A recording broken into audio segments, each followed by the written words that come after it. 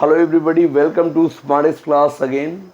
Louis 16 जो होता है वो कॉन्स्टिट्यूशन साइन तो कर देता है, बट उसके दिमाग में हमेशा ये चलता रहता है कि मेरी मोनार्की ख़त्म हो गई, मेरी पावर्स ख़त्म हो गई।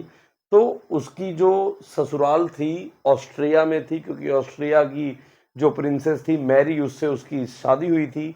अब प्रूसिया और ऑस्ट्रिया इंटरनेशनल लेवल पे वार डिक्लेयर कर देते हैं फ्रांस के अगेंस्ट। तो अप्रैल 1792 में, ठीक है, वार डिक्लेयर हो जाता है।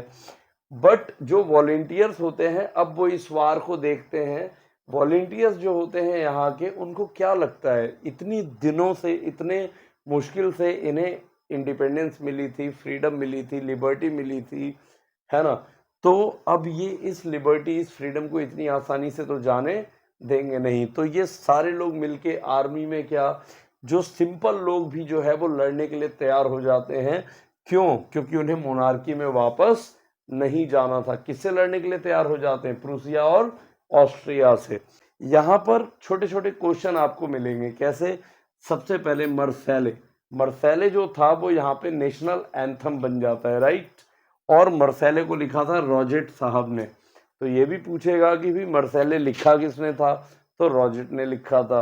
अब मर्सेले जो है, इसका नाम मर्सेले कैसे पड़ गया? तो मर्सेले के लोग पहली बार इसको गाते गाते आए, तो इसका नाम मर्सेले हो गया। तो मर्सेले यहाँ पर क्या बन जाता है? National anthem of France, right. अब नेशनल एंथम ऑफ फ्रांस बन जाता है, तो सारे जो वॉलेंटियर होते हैं वो इसी को गाते हुए एक, मतलब बहुत ज्यादा होमेज पे करते हैं। देश के प्रति देशभक्ति जाग जाती है, नेशनलिज्म डेवलप हो जाता है सबके अंदर।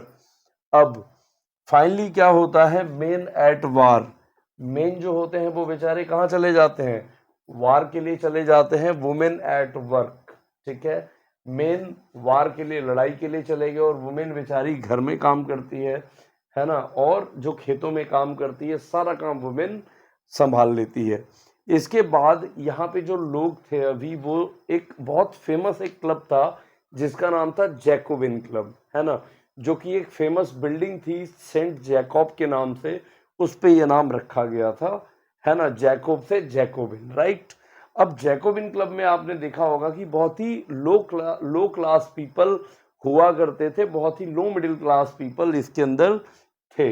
जैसे शू मेकर हो गए, कुक्स हो गए, बेकर्स हो गए, सर्वेंट्स हो गए, बहुत ही लो क्लास पीपल इसके अंदर, इसके मेंबर बन जाते हैं जैकोबिन क्लब के। अब इन सभी का एक लीडर होता है मैक्सिमिलियन रॉबस्पियर, जो आने वाले टाइम में रेन ऑफ टेरर लेके आएगा फ्रांस में 1793 से 1794 तक। इसके बाद आप देखते हो कि यहाँ पर एक आपने बुक में देखा होगा पिक्चर सैंस कुलॉट्स कपल की। तो सैंस कुलॉट्स कपल की खास बात क्या थी पता है? सैंस कुलॉट्स की कपल की खास बात होती है कि ये रेड कैप पहनता था केवल मैन, वुमेन नहीं, राइट। केवल मैन जो था रेड कैप पहनता था, और मैन जो होता था वो रेड स्ट्राइप्ड ट्राउजर पहनता था, राइट। और नी ब्रिचेस नहीं पहनता था। नी ब्रिचेस कौन पहनते थे? नोबल्स। और जो वुमेन होती थी वो स्कर्ट पहनती थी जिसके अंदर स्ट्राइप्स होती थी, राइट। फिर फाइनली अब आता है टाइम 1792 में कन्वेंशन। कन्वेंशन क्या होता है? अब लोग ये भी कहते हैं कि भाई ये जो नेशनल असेंबली है ना, ये ठीक नहीं है। क्यों? क्योंकि एक तो इसमें अगर आपको वोटिंग राइट्स चाहिए, एक्टिव सिटीजन बनना है, तो आपको 3 डेज ऑफ लिबरल वेज देना पड़ेगा, जो कि गलत है। ये केवल प्रॉपर्टी क्लास लोगों के लिए ही था। तो अब यहाँ पे ये पॉलिटिकल सिस्टम भी फ्रांस का चेंज होता है 1792 में, और जो न्यूली इलेक्टेड बॉडी होती है उसको हम कहते हैं कन्वेंशन। ये आप लोग याद रखोगे 1792 में बना था। कन्वेंशन में क्या क्या चेंजेस होते हैं? तो होते हैं 21 ईयर्स के लोगों को वोटिंग राइट्स मिल जाते हैं। राजा को वुमेन जो होती है वो वर्सैले पैलेस से निकाल के उसको बोलती है कि तुम यहाँ पे बड़े ऐशो आराम के साथ रहते हो, लेकिन तुम्हें नहीं पता कि पेरिस के अंदर कितनी मुश्किलों में हम जीवन जीते हैं। और उसको लेके कहाँ लेके आ जाती है? उसके पुराने ट्यूलरीज के पैलेस में, जहां उसके बाप दादा रहा करते थे, राइट।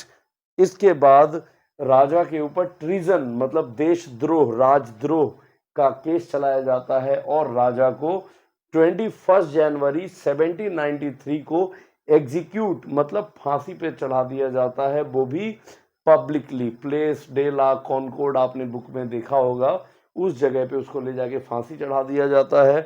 क्यों? Why was he executed, book में यूज किया हुआ है एग्जीक्यूटेड, मतलब उसको फांसी पे लटका दिया जाता है। क्यों? क्योंकि उसने क्या बोला था? उसने बोला था प्रूसिया और ऑस्ट्रिया मेरे देश पे अटैक करो, मतलब आप किसी दूसरे देश को बोल रहे हो मेरे देश पे अटैक करो, तो ये राजद्रोह है, ट्रिजन है, इसीलिए इसको फांसी पे लटका दिया जाता है। और फिर फाइनली जो राजा होता है, राजा के मरने के बाद जो उसकी रानी होती है मैरी एंटोनिएट, उसके साथ भी यही सेम काम किया जाता है, and she was also executed after Louis 16।